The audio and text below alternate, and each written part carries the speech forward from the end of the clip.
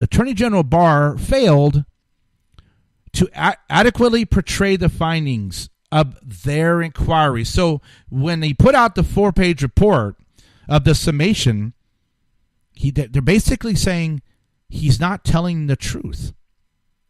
Well, if you remember that here is House Judiciary Committee Chairman Jerry Nadler. I played this last night, but this is the narrative because he's been talking to this mob. This is how the left works. And this is CNN, and you're going to hear Criminal Comey first.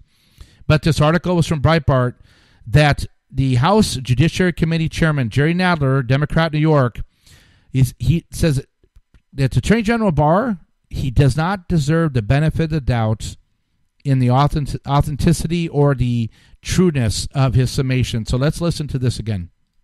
Bill Barr, our Attorney General, deserves the benefit of the doubt. Give him a chance to show us what he feels like he can't show us. I have to imagine that former Director Mueller wrote the report with an eye towards it being public someday, so I can't imagine a lot needs to be cut out of it. But let's wait and see. The Attorney General deserves that chance. So why not give the Attorney General that chance? Wait a couple of weeks before throwing out threats of subpoenas. Well, the Attorney General is an agent of the President. He auditioned for his job by saying that this kind of investigation was wrong and that the President could not possibly commit obstruction of justice, which is a rather extreme legal. And he got the job in order to protect the President, who got rid of the prior get rid of Comey as the head of the FBI, got rid of Sessions as Attorney General because they wouldn't protect him personally. Barr was brought in to protect him personally. He's a political appointee, and he deserves, and he made that clear in his 19-page memo saying that the whole investigation was wrong to start with, and therefore he deserves no benefit of the doubt. But what we're saying is we'll work with him. We'll work with him to get the entire report and the underlying documentation released to us. What we're doing tomorrow is authorizing the chairman, me, to issue subpoenas, which we will do as necessary. Okay, blah, blah, blah, blah, blah, blah, blah. Well, and we covered this last night, but quickly. Everything you said was a bunch of caca. Attorney General did not interview. He did not audition. He didn't come in and sing, "Hey, President Trump, if you put me in as your Attorney General." He didn't do. He just, hey, they asked him, hey, Trump said, hey, Barr, you have a lot of experience. Would you like to be the Attorney General? He said yes. No audition. And then Attorney General Barr is following the Department of Justice protocols and regulations on how to handle this situation. And he's doing it exactly like he's supposed to.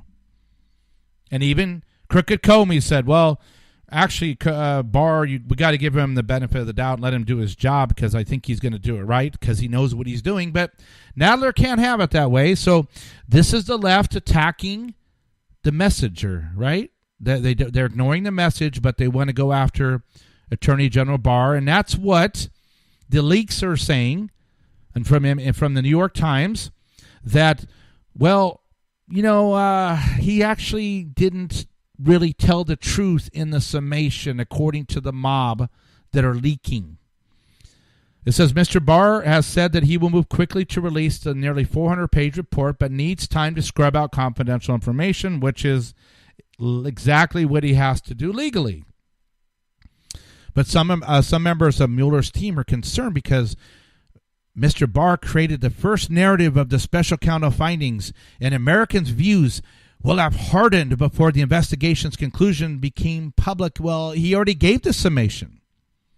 They just don't like it because they obviously thought, in spite of evidence, I bet you they thought, the Mueller mob, that they were able to put some comments and phrases in that would maybe give inferences that shouldn't be there. It says the special counsel's investigators had already written multiple summaries of the report, and some team members believe that Mr. Barr should have included more of their material. We didn't get to try to deceive the country, and that's not fair. So we're going to leak. It says, however, the special counsel's office never asked Mr. Barr to release the summaries soon after he received the report, a person familiar with the investigation said. And the Justice Department quickly determined that the summaries contained sensitive information like classified material, secret grand jury testimony, and information related to current federal investigations that must remain confidential according to the government officials. Mr. Barr also wary of departing from Justice Department practice not to disclose derogatory details in closing an investigation. Okay, said that they pointed to the decision by Comey when he was the FBI director to harshly criticize Clinton while announcing that he was recommending no charges. So he broke the rules, Comey, because you're not supposed to criticize. You're not supposed to go out and say, this person who I'm going to say is not guilty is a criminal. That's against the protocols. So Barr doesn't want to, he wants to make sure no one that's in the report that's not going to be charged is going to be dragged through the mud. But they want him dragged through the mud. The officials in the others interview declined to flesh out why some of special counsel investigators viewed their findings as potentially more damaging. Because there was 19 lawyers and 40 FBI agents that helped Mueller. At the same time, Mr. Barr and his advisors have expressed their own frustrations about Mr. Mueller and his team. Mr. Barr and other Justice Department officials believe the special counsel's investigators fell short of their task by declining to decide. Because remember, Mueller's report, the main thing, it came down to obstruction, right? Did President Trump obstruct justice? That was the main thing that the Mueller report was, the finding they were supposed to provide to the Attorney General in his office. What do you decide, special counsel? So keep that in mind as they're complaining that Barr didn't really tell the truth about the summation. Well, the Attorney General's like, his office is like, well, you guys and all your staff, you didn't even do your job. So they were supposed to, because they declined to decide, Mueller declined to decide in his report whether Mr. Trump illegally obstructed the inquiry, according to the two government officials, and that Mr. Mueller made no judgment on the obstruction matter. So Mr. Barr stepped in to declare that he cleared Mr. Trump of wrongdoing.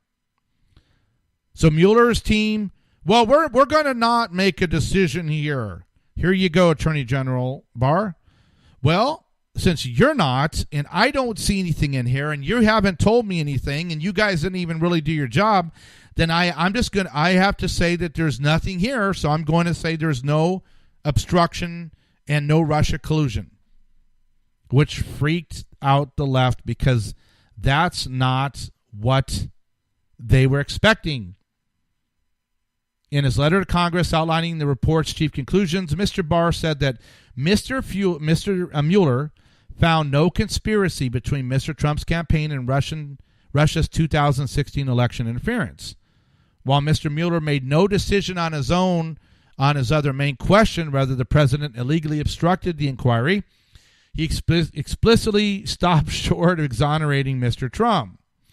Mueller's decision to skip a prosecutorial judgment, quote, leaves it to the Attorney General to determine whether the conduct described in the report constitutes a crime, unquote, Mr. Barr wrote. He and his deputy Rod Rosenstein decided that the evidence was insufficient. Rosenstein's a disaster. He's everywhere. That was insufficient to conclude that President Trump had done any obstruction of justice. So, this is not unexpected, but maybe you didn't realize that they weren't just going to sit back and let President Trump beat on them for the Russian hoax being dead. They had to come out with something. Nadler had to come out with his insanity and blah, blah, blah. Okay, let's move on. I saw this and I wanted to point out real quick. When you have time, swing by campusreform.com or .org, whatever it is. These are students that are journalists on campuses keeping us up to speed on what the Marxists are doing at the universities. This article that I saw from the Gateway Pundit from Christina Leila, University of Kansas is offering a course on angry white males this fall. Not angry black males, angry Asian males, angry Hispanic males. Angry white males. Kansas University is offering a course on, quote, angry white men this fall, and millennials wonder why their $250,000 degrees are worthless. This Marxist course will examine manifestations of male anger and the role of, quote, dominant and subordinate masculinities, unquote. Employing interdisciplinary perspectives, this course examines how both dominant and subordinate masculinities are represented and experienced in cultures undergoing periods of rapid change connected to modernity, as well as rights-based movements of women, people of color, homosexuals, and trans individuals.